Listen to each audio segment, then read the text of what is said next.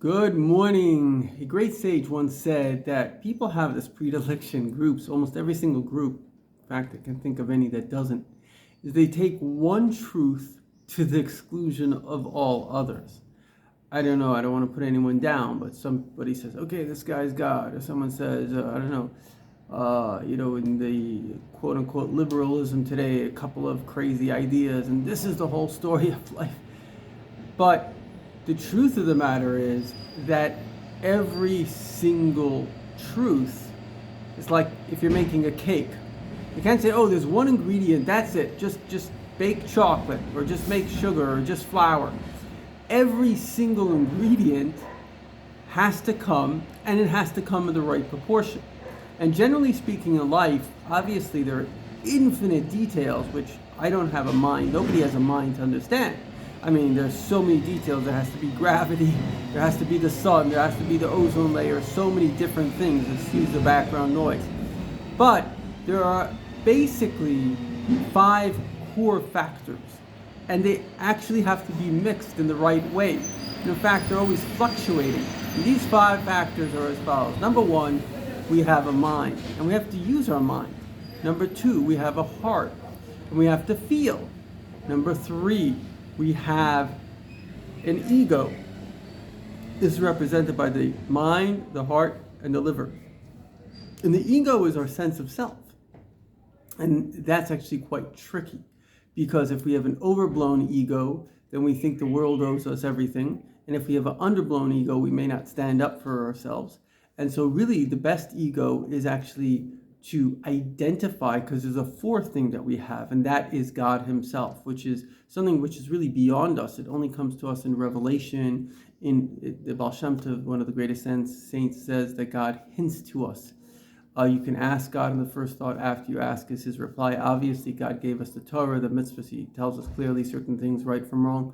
So you have to actually connect your ego to God, that this is actually my highest self, and therefore be very confident and proud of that. At the same time, you have to be ashamed of the negative within us, because there's a 5th part within us, which is the opposite of God. If you want to call it the Satan, the Yetzer Hara, which is always trying to get you to do the wrong thing. And here's a beautiful story, and that is that there was once a great rabbi that somebody came and brought him a donation of $30,000. Wow, it's a big donation. And then somebody else came a little bit later. He said, Rabbi, I got to marry off my daughter. I don't have any money. How much do you need? $30,000. He said, wow, that's amazing. God sent me this money. Now I can help this person. But then he thought to himself, is it really fair to give one person $30,000? I mean, I could divide it into 6. I could give it out to 6 different people. And later, he tells the guy, come back in 5 minutes. He gives him the $30,000. So he explained. He said, where was the first, when the guy came and I thought to do good, that was my first thought. That was the godly soul in me. But then the Yetzer Hara, this other side that always wants us not to do good, gave me the second thought. He's not going to say, oh, well, go spend it at the casino. Of course I wouldn't listen. So he gave me another good thought. So a person has to become very, very aware of their internal self. Okay. They really have to know themselves very, very well to be able to see which thought is coming from where. And it helps very much to have what the Rebbe says, a mashpia, a spiritual mentor, particularly a Chabad rabbi or Rebbetzin, somebody that's schooled in the way of the Rebbe, the Torah, and Jewish mysticism, because then you get an objective opinion and God will come through. And to conclude, and if you just do these things that I've said, which is we integrate all these things, have to have the right ego. We have to have emotions, but the emotions have to be balanced by intelligence. And of course, that has to be balanced by divine wisdom, because there's no intelligence like God himself coming to give you advice. And sometimes you have to step outside of yourself and get advice from a Chabad rabbi or Rebbetzin in order to actually make sure that you're aligned. You go to Chabad.org, there are 40 rabbis and Rebbetzins answering over to date at least 500,000 questions from around the world. And so this is a very, very important exercise. I wish you much luck in being able to discern, because discernment, to be able to see the thoughts within yourself, you have to become aware of your own thoughts. I remember my father once told me that you have to know yourself, and I took years and I started thinking What do I think? What do I believe? If you don't know that, the person has a full entity, but they may not even know who they are. And then another time, it took years just thinking, watching my thoughts. And now I'm very clear. Nobody's perfect, but I'm pretty clear with almost every single thought where that thought is coming from. And so once you know where it's coming from, then you could decide, should I be doing it? Should I not be doing it? And this is really the goal of life, to be able to choose we're always going to get influences within ourselves from different directions, certainly from outside of yourself. You don't want to take influences unless you choose. The worst thing you can do is listen to a Facebook post. A lot of that's manipulated. So you want to get off the social media, you want to get off the news. All that stuff is highly biased, highly manipulative, and manipulative.